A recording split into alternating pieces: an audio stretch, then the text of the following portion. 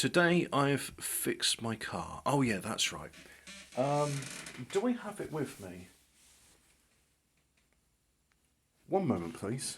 Yes, I do. Look, here we go. See that? I'm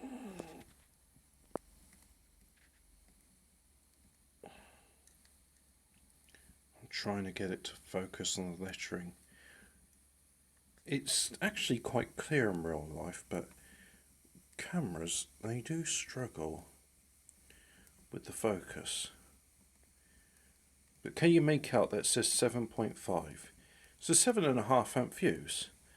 And as you can see, a little bit of smoke damage in there. It's blown. Now, can you see that? What I find fascinating with it, and I wish I could demonstrate by plugging it up, but I haven't got any flying leads. Otherwise, what I'd do is I'd plug a thing into the computer and run the 12 volts off of that, and then you'd see it lights up. And yeah, it's got this tiny, must be a tiny filament bulb in it. I assumed like it was a neon because no way it's an LED. But I don't think it's any of those. It's a small filament bulb. Apparently, this was a feature in fuses on naval warships because, say you're chief engineer, right? And then there's like, one of the turrets is stalled. Maybe the motor's blown up. No, maybe it's the fuse. So you go to your fuse box and then you'd see a number of fuses lit up, because it may be more than one, and you go, oh, it's that fuse here, there, that's associated with the turret. So you could try putting another one in and see if that works, and if it clears the stall, and if it's not, it's a case of like, well, damage report. Oh, yeah, the turret's been blown up and it's jutting into the base underneath. That's why the motor's stalled. In fact, the motor hasn't stalled, it's melted. That's why it's short-circuiting. So replacing the fuse won't work. So yeah, there's a dramatic example of it lights up, so you can see at a glance which one is at fault. And yeah, I was looked in the manual, and it says it needs a 10 amp fuse.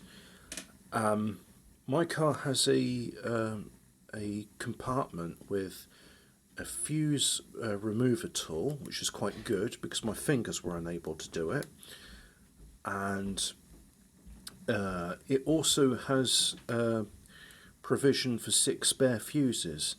Now I assume what happened is whoever did it last, the fuse blew, probably on a cold frosty morning like we have occasionally in this country, and he looked into the footwell compartment, saw, which is quite difficult by the way to get into, so you probably just said, oh, that's a red one, I'll put that in. What's that, 7.5? Yeah, that's close enough. And yeah, it works. I mean, I've been using it for half a year and it worked, and it's just, today was a frosty day and it blew, so there was no spare fuses apart from a 5 amp fuse in the spare fuses, so I went and got a medley assortment of fuses for, I think I paid £2.50 for 5 of them, so that's a reasonable price. Stuck the 10 amp in and it worked. The near side nozzle was a bit obstructed, it was giving me a weak little drizzle, but then it cleared up and it was sort of like half it was going like halfway up, whereas the near side was offside, so I was full way up, and then eventually after a while it just started to go, both sprays were doing the same, and it was, so yeah, I run a lot of fluid through it just to clear out any obstructions. I know some people say, oh, you can just strip a bit of wire, shove it in there and give it a clean, but no, I did it my way. And I'm glad it's that. Some people say, it's a relay. And I got confused because until I looked at the fuse box and read the manual,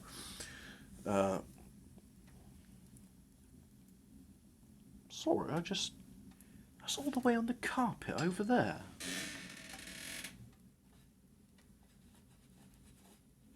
That's amazing. That ember shot out quite a fair distance.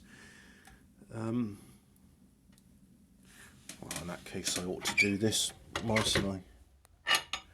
So, yep, those are both open. Have a glass.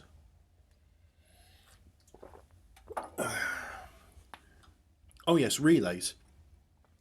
There is a relay for a washer system, but it's on the power wash. Some models of the S-Type have a thing what washes the headlamps. So I don't know if it's a separate button or what, but it will squirt out at high pressure jets of water onto the headlamps to clean any debris off of them. My one doesn't have that, which makes it that little bit easier to maintain, and as a consequence, I have no fuses what need replacing in mine. Just a no relays what need replacing.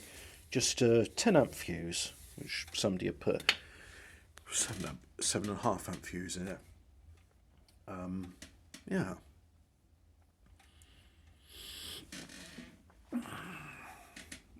At some point, I'll stick those other fuses I bought into the replacement fuse holder. But I'm going to wait for it to be a warm sunny day, because the only way I can really access that is being on my knees and on cold wet tarmac or gravel. That is quite unpleasant. So yeah, it's not a top priority.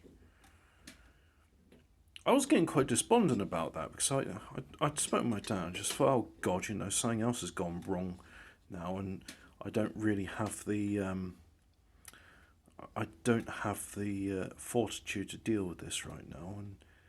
And today I just thought, right, I'm gonna have a look at this, see what I can do, and yeah, it was a very straightforward fix.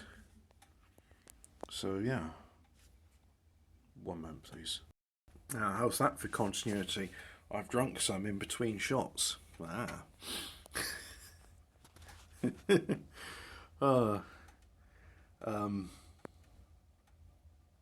Yeah, so fuses are an easy fix, which is good, because a replacement pump, which is OEM spec, is £8. But oh God, where does the pump go? I mean, I haven't got a clue.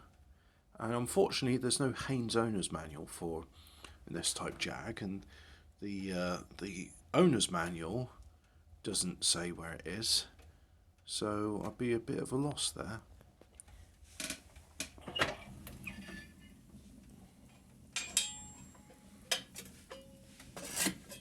Well, this seems to be burning all right, but then I'll have to have a look at those.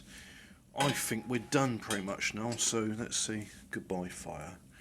Can't say goodbye, fire. Goodbye, fire. Oh, look at that. It's still cold enough I can do it by hand.